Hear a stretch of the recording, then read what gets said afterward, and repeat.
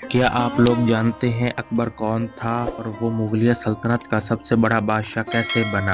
अकबर का असल नाम जलालुद्दीन मोहम्मद अकबर था।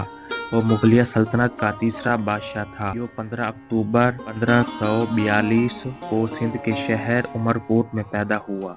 वालिद हुमायूं की वफात के बाद 1556 में सिर्फ 13 साल की उम्र में तख्त पर बैठा। शुरू में बहरम खान ने उसकी सरपरस्ती में हुकूमत संभाली। बाद में अकबर ने मुकम्मल अख्तियार हासिल कर लिया।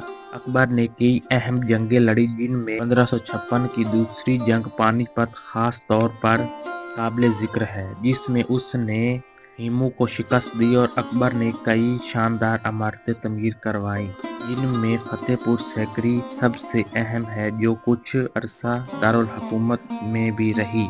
इसके अलावा लाहौर का शाही किला और आगरा किला और जामिया मस्जिद भी उसके दौर की यादगारें हैं। जलालुद्दीन मोहम्मद अकबर का इंतकाल 27 अक्टूबर 1605 को हुआ। अकबर को आगरा के करीब संधरा के मकाम पर दफन किया गया, जहां उनका शानदार मकबरा आज भी मौजूद है।